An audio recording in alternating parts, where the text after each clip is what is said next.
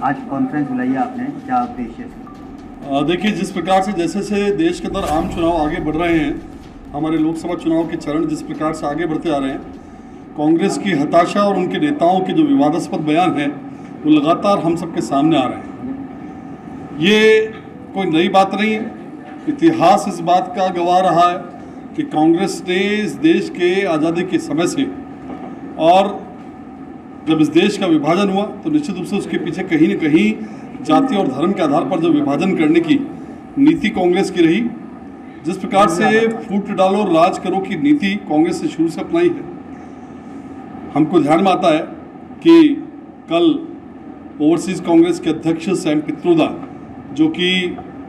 हमारे कांग्रेस के शहजादे राहुल गांधी जी के गुरु भी कहलाते हैं, उनके द्वारा एक विवादास्पद बयान दिया।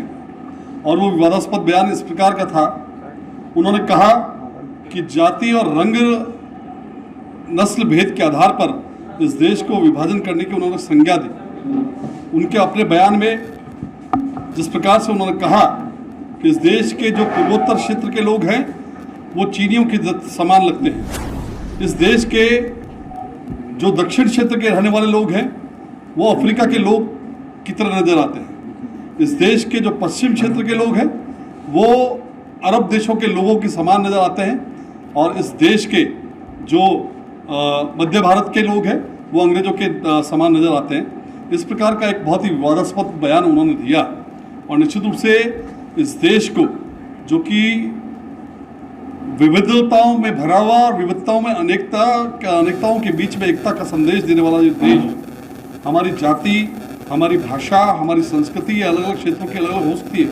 लेकिन पूरा ये देश कहीं न कहीं एक भारत देश के रूप में हमेशा परिभाषित होता आया है। और जब जब आवश्यकता पड़ी है ये पूरा देश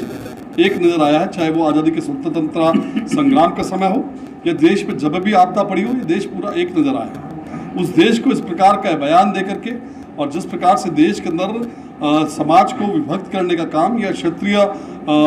नस्ल भेद के आधार पर जो विभाजित करने का काम जिस प्रकार से उन्होंने कल बयान दिया, निश्चित रूप से निंदनीय है।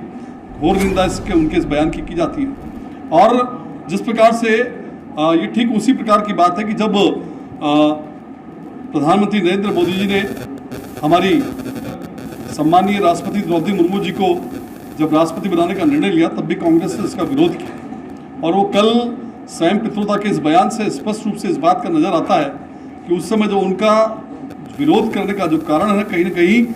जो उन्होंने कल बयान दिया कि रंग नस्ल भेद के आधार पर, इसका मतलब हम ये माने कि द्रौपदी मुर्मू भी अफ्रीकन लगती हैं, लेकिन निश्चित रूप से इस पूरे बयान के पीछे कहीं न कहीं एक बड़ी साजिश नज़र आती है। और कांग्रेस के नेताओं द्वारा पूर्व के अंदर भी जिस प्रकार की विवादास्पद बयान दिए गए, या कहीं न कहीं जब ये बात करते हैं कि इस देश के अंदर जातिगत गणना की बात की जाती है, तो निश्चित रूप से लगता है कि जिस प्रकार से पूरा देश आज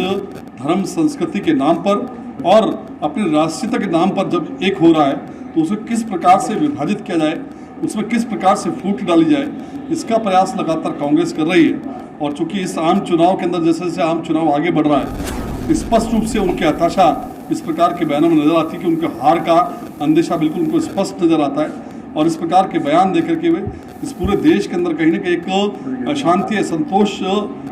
पनपा देना चाहते हैं। तो निश्चित रूप से उनका जो सैम पित्रोदा का कल ये बयान दिया गया है, इसकी भारतीय जनता पार्टी घोर निंदा करती है। और इस प्रकार के नेताओं पर निश्चित रूप से कांग्रेस को भी, जिस प्रकार से उन्होंने कल कदम उठाया है, लेकिन मुझे लगता है कि